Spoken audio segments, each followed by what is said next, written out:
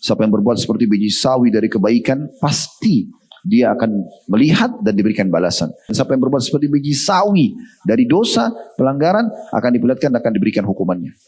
Engah, harus sadar. Karena kalau tidak, nanti akan terjadi penyesalan. Katakan, hai Muhammad, kematian yang kalian lari daripadanya, fa innahu mulaqikum, pasti akan menemui kalian. Jadi memang mati itu pasti akan datang.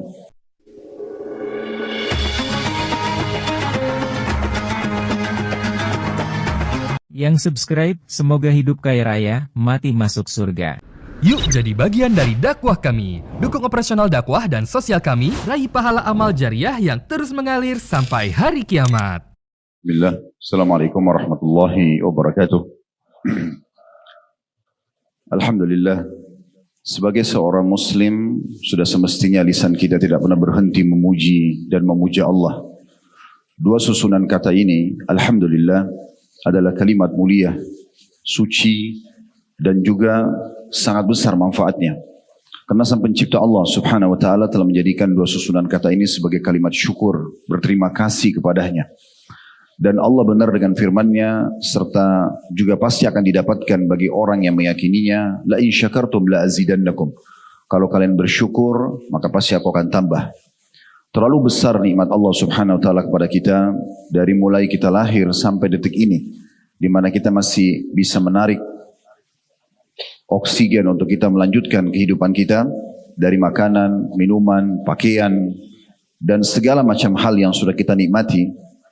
Belum lagi nikmat petunjuk ataupun hidayah menjadi seorang muslim. Dan belum lagi nikmat-nikmat yang akan terus kita nikmati sampai menjelang ajal datang nanti. Allah telah mengingatkan dalam firman-Nya, wa in ta'uddu ni'matallahi la tuhsuha. Kalau kalian ingin menghitung-hitung nikmat Allah, maka kalian tidak akan mampu melakukannya. Namun kita bersyukur kepada Allah Subhanahu wa Ta'ala karena Allah memudahkan dua susunan kata ini saja kita ucapkan, dianggap kita sudah berterima kasih dan pasti akan mendapatkan semua nikmat yang kita harapkan bisa membuat roda kehidupan ini berjalan. Salah satunya Allah Subhanahu wa Ta'ala mudahkan dan memilih kita di antara hamba-hambanya untuk berkumpul bersama-sama di Rujab ini. Dan kita ucapkan jazakumullah khair untuk Pak Gub, Pak Andi Sudirman, dan juga seluruh jajaran pemerintahan Sulawesi Selatan yang sudah memudahkan kajian kita ini. Semoga ini termasuk tanda syukur kita kepada Allah Subhanahu wa Ta'ala. Dan kita doakan semoga beliau langgeng insyaAllah dalam jabatannya dan bisa menjalankan tugasan amanah dengan baik. Dan salah satu hal yang harus kita tanamkan dalam diri kita sebagai seorang muslim dan sekaligus warga negara Indonesia, selalu mendoakan para pemimpin kita. Berkat beliau-beliau inilah kita bisa menikmati kemerdekaan kita, kita bisa menikmati persatuan dan kesatuan kita. Baik para pemimpin yang sudah meninggal dunia yang berjuang dari awal sehingga negara kita merdeka, kita harus selalu mendoakan kebaikan untuk mereka dan juga Allah terima seluruh kebaikan-kebaikan yang sudah mereka lakukan sebagai amal saleh serta juga memaafkan kesalahan dan kedua mereka. Ataupun yang sedang menjabat, agar Allah Subhanahu wa Ta'ala selalu memberikan hidayah dan petunjuk agar terus menjalankan tugasan amanah dengan baik. Dan jangan pernah kita menjadi warga ataupun masyarakat yang hanya tahu mencari kekurangan dan kesalahan orang. Sehingga akhirnya kita melupakan bagaimana perjuangan mereka dan bagaimana upaya mereka agar bisa menjaga nikmat-nikmat yang sangat besar ini.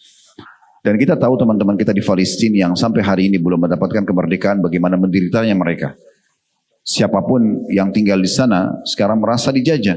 Dan sudah kita rasakan 350 tahun kita dijajah. Dan sekarang sudah 70 tahun lebih, 80 tahun kita Allah berikan kemerdekaan. Maka harusnya kita jaga semua ini. Jadi kita ucapkan jazakumullah khairan untuk semua para pemimpin-pemimpin kita. Dan semoga Allah maafkan kesalahan-kesalahannya. Dan Allah selalu berikan petunjuk tentunya. Allahumma amin. Selanjutnya kita panjatkan salam hormat kita kepada Nabi besar Muhammad sallallahu alaihi wa ala alihi wa sahbihi wasallam, sebagaimana Allah telah perintahkan kita untuk mengucapkan salam hormat pada beliau.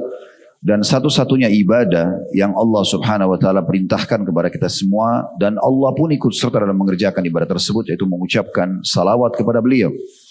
Di mana Allah Subhanahu wa Ta'ala berfirman, innallaha wa malaikatahu yusalluna 'alan nabi ya ayyuhalladzina amanu shallu 'alaihi wa sallimu taslima. Sungguhnya Allah dan malaikatnya mengucapkan salam hormat kepada Nabi, Hai orang-orang beriman, ucapkanlah salam hormat kepadanya, salam yang banyak. Pada kesempatan ini insyaAllah saya duduk di sini teman-teman sekalian bukan karena lebih tahu dari anda semuanya, tetapi karena kita merespon apa yang ditawarkan oleh Pak Gub Jazakallah Khair untuk kita adakan kajian. Sebelum kajian kita besok di Kota Takalar insyaAllah juga undangan dari pihak pemerintah kita. Maka saya duduk di sini karena undangan itu. Dan juga bukan karena saya lebih tahu, tapi kita ingin menjalankan firman Allah Subhanahu wa taala, fadzakir fa inna dzikra tanfa'ul mu'minin. Saling memberikan peringatanlah karena peringatan itu sangat bermanfaat bagi orang-orang beriman. Dan juga menjalankan hadis Nabi SAW, ad-dinun nasiha. Agama ini semua isinya nasihat. Dan sudah semestinya seorang muslim saling menasihati satu sama yang lain. Bagaimana para sahabat mempraktikkan satu perilaku yang sangat baik. Mereka seringkali kalau bertemu, walaupun berpapasan lepas sholat saja, mereka mengatakan, ta'al nu'minu sa'ah. Ayo kita menambah iman kita sesaat. Walaupun seseorang di antara mereka hanya saling mengingatkan tentang surah Al-Asr. Bismillahirrahmanirrahim. Wal asr. Demi waktu dan masa yang sangat terbatas kalian di dunia ini, innal insana lafi khusr. Sesungguhnya manusia semuanya dalam keadaan rugi dan menyesal. Illa ladina amanu wa amilus salihat, kecuali orang yang sibuk dengan keimanan dan amal-amal solehnya. Wa tawassaw bil haqq, saling mewasiatkanlah kebenaran ini. Wa tawassaw bis sabr, dan saling mewasiatkan agar bersabar di atas ketaatan sampai ajal datang nanti, sehingga mendapatkan kebahagiaan dunia dan juga akhirat. Saudaraku seiman, kita akan membahas tema yang saya sengaja buat dengan tanda tanya. Apa setelah Ramadan? Mungkin bisa diterka tentunya apa yang akan kita bahas. Tetapi harapan kita bukan masalah terkah menerka. Tetapi bagaimana kita betul-betul nanti setelah selesai dari majelis ini, dimulai dari saya pribadi, kemudian teman-teman sekalian, kita bisa lebih siap dan juga lebih tanggap dalam mengambil pelajaran yang sangat mahal dari bulan Ramadan. Ingat saudaraku seiman, tujuan kita diciptakan di muka bumi ini jelas. Dari 1400 tahun yang lalu, bahkan lebih dari itu, ayat Al-Quran dalam surah Az-Zariyat, surah nomor 51 ayat 56 telah diturunkan oleh Allah Subhanahu wa taala, "Wa ma khalaqtul jinna wal insa illa liya'budun." Aku tidak menciptakan, mengadakan dan juga mengatur populasi jin dan manusia di muka bumi ini kecuali untuk mengabdi, beribadah kepadaku. Memang kita diciptakan di muka bumi ini untuk sholat, memang untuk puasa, memang untuk zikir, berdoa, membaca Al-Quran, bakti dengan orang tua, hadir dalam majelis ilmu. Bagaimana kita membantu orang-orang yang susah. Bagaimana kita selalu menunjukkan kepatuhan dan ketundukan kita kepada syariat Allah Subhanahu wa taala. Sementara makan, minum, tidur, mandi, berolahraga dan hal-hal yang semisalnya adalah pernak-pernik kehidupan. Jangan pernah membalik menjadikan bahwasanya pernak-pernik kehidupan sebagai tujuan utama, sehingga hanya karena makan, hanya karena minum, hanya karena berolahraga, hanya karena mandi, hanya karena ngobrol sama teman-teman, hanya karena mengejar pendapatan dunia, lalu kita lalaikan sholat kita. Lepas dari awal waktunya, atau kita lalaikan puasa, atau terlalaikan zikir pagi petang ataupun zikir yang rutin dikerjakan, atau melalaikan tilawah Al-Quran yang setiap hurufnya mendapatkan 10 pahala, atau melalaikan bakti pada orang tua, patuh pada pemerintah, dan segala macam hal yang merupakan tujuan utama kita. Ramadan telah mengajarkan kepada kita tentang tujuan itu. 30 hari atau 29 hari, kalaupun sampai 29 hari bulan Ramadannya seperti di Saudi kemarin, 29 hari di tahun ini. Di Indonesia kita 30 hari, seperti biasa kadang-kadang tergantung daripada ru'yah hilalnya atau melihat bulannya. Kita betul-betul digodok, tanda kutip di sini, dilatih dan dibiasakan untuk kembali kepada tujuan itu. Baru saja orang-orang beriman merasakan hembusan indahnya udara keimanan di bulan Ramadan. Saya yakin setiap orang di antara kita, walaupun misalnya ada di antara kita mungkin yang masih mengikuti dengan rasa malas kemarin beribadah, tapi dia tetap akan terbawa dengan arus. Apalagi orang yang sudah memaksakan diri untuk beribadah selama Ramadan.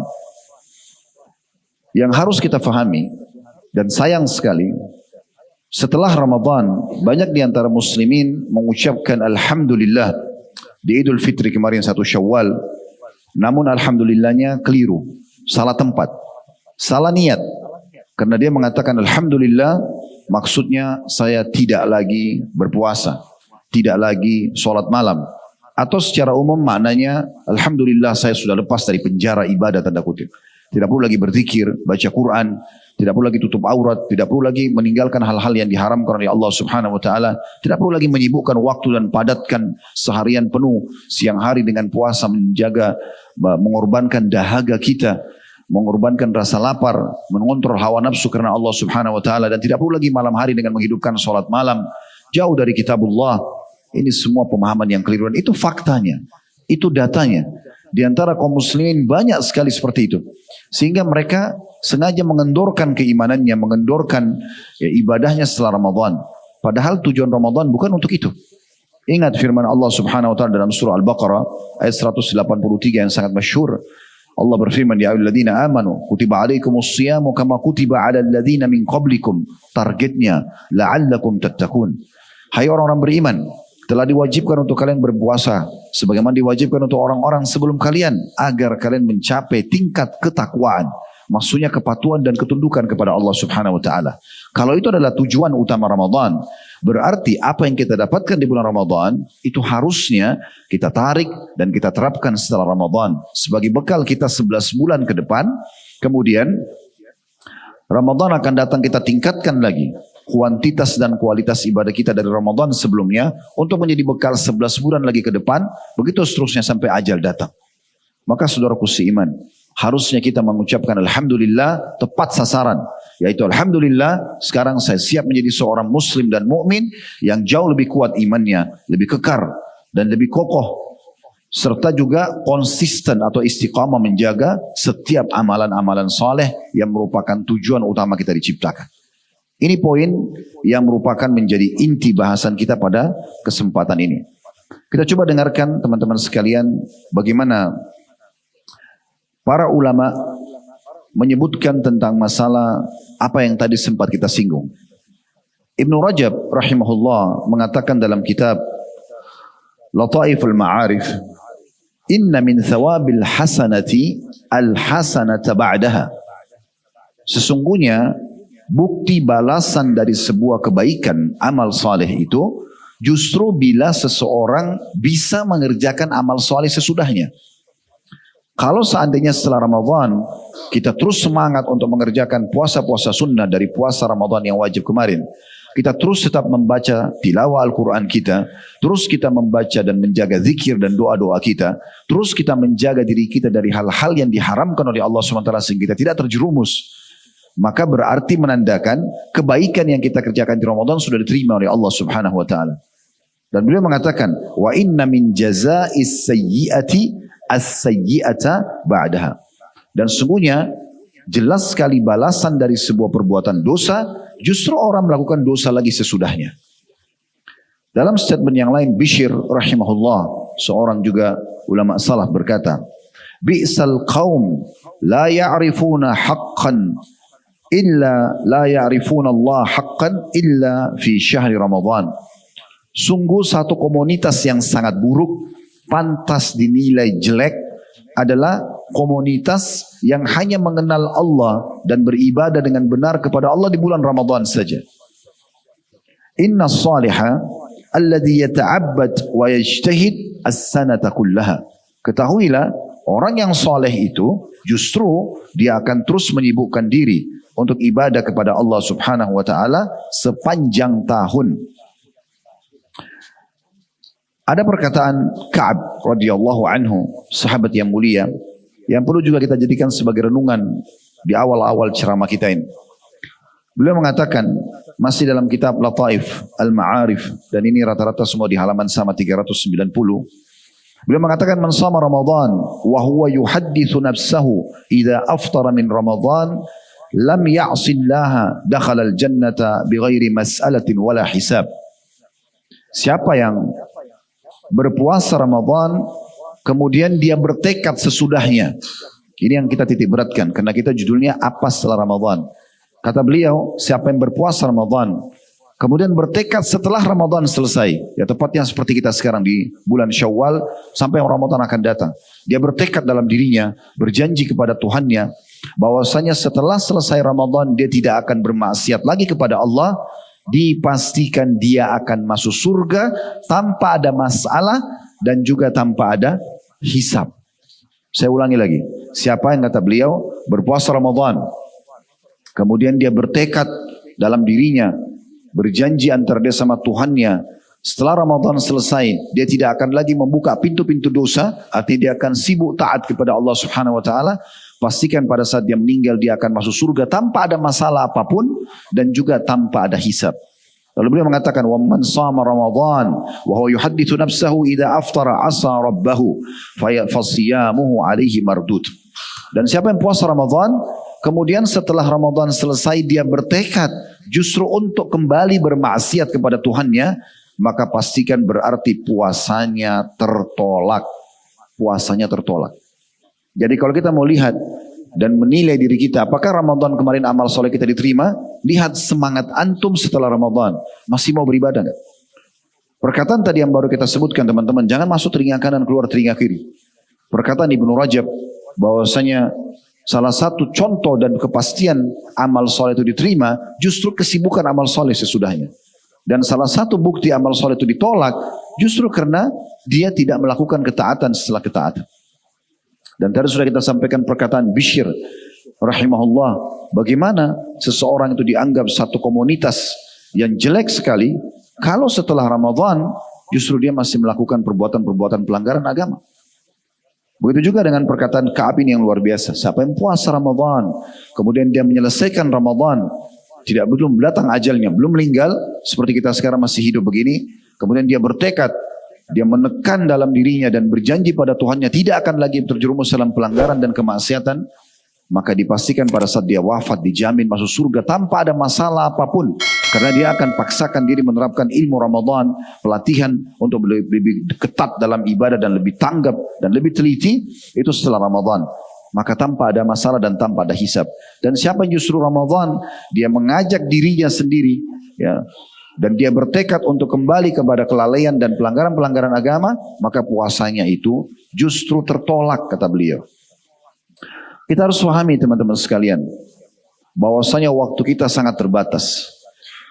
Sangat konyol dan bodoh sekali, maaf bahasa saya ini, supaya lebih menyentuh sebenarnya ya. Karena ini selalu terulang bertahun-tahun. Hampir kasusnya sama. Setiap selesai Ramadan, masjid mulai kosong. Mulai lagi terjadi pelanggaran-pelanggaran. Korupsi mulai menyebar, kebohongan mulai lagi terterapkan sebagai prinsip dan akhlak. Mulai lagi gangguan riba, mulai lagi zina, mulai lagi segala macam hal terjadi kembali. Padahal selama Ramadan dia sudah bisa mengontrol dirinya. Seakan-akan dia akan hidup selamanya. Seakan-akan dia tahu kapan dia wafat. Padahal seseorang antara kita tidak pernah tahu kapan dia meninggal dunia. Andai saja teman-teman sekalian, seseorang di antara kita ini punya jaminan, misal seseorang dari kita akan wafat di umur 65 tahun. Dia sudah tahu. Dan juga dimudahkan dengan bertaubat dalam 5 menit, 10 menit, dia akan diterima taubatnya dan akan masuk surga. Oke, masih oke, silakan. Anda mau buat dosa, sudah tahu 65 tahun kita akan meninggal. Sekarang masih 40 tahun, oh masih 25 tahun lagi saya meninggal misalnya. Kalau umurnya 40 tahun, ini 65 baru meninggal. Toh juga 5 menit, 10 menit taubat bisa diterima. Dan akan masuk surga. Masih oke. Masalahnya kita tidak tahu. Kita tidak pernah tahu kapan kita meninggal dunia. Siapa di antara kita yang bisa menjamin yang hadir di sini teman-teman, baik yang offline ataupun online, dia masih bisa hidup beberapa detik ke depan. Umur kita sebenarnya, umur yang sudah berlalu. Kalau seseorang dari kita yang duduk di ruangan ini atau mengikuti acara kita ini online pun misalnya di media, misal umurnya 30 tahun, 40 tahun, 50 tahun, itulah umur dia yang sebenarnya. Tidak usah dia terlalu banyak menghayal dan berharap bahwasanya ke depannya saya masih bisa hidup yang sama. Kalau seandainya umur kita 40-50 tahun misalnya atau 30 tahun, kita masih bisa dapat 30 tahun, 40 tahun, 50 tahun ke depan, itu oke. Dan ada jaminannya. Masalahnya kita tidak tahu. Setiap orang di antara kita makin bertambah umurnya, makin berlalu hari-hari dalam hidupnya, berarti makin dekat dengan liang lahatnya. Hasan Basri mengatakan, wahai anak Adam, kamu hanyalah angka hitungan. Setiap kali lewat satu harimu, maka berarti hilang satu angka umurmu. Tidak bisa kita mengkhayal teman-teman sekalian, oh nanti saya kalau masuk ruangan ICU di rumah sakit, naudzubillah, ya, itu kemudian baru saya meninggal dunia. Saya sering kasih contoh ini di pengajian dan coba kita renungi. Saya juga sering jadikan sebagai bahan introspeksi diri.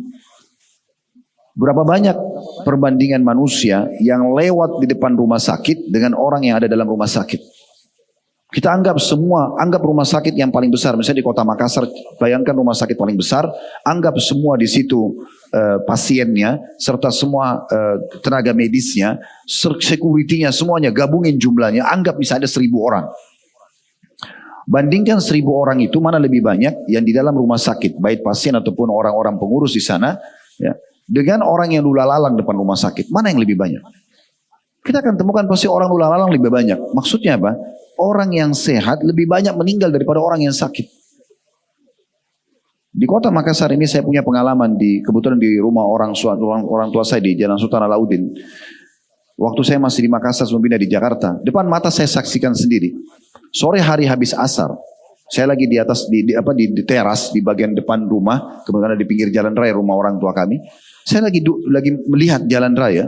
Anda tahu sendiri kalau di Makassar Jalan Sultan Alauddin ada 2 jalan, tapi tidak ada pemisah trotoarnya ya, tidak ada pemisahnya. Kalau di depan rumah kami, ada satu anak muda naik motor. Waktu itu saya tahunya motor baru dia. Dia jalan di depannya dia ada mobil truk. Mobil truk ini jalannya lambat.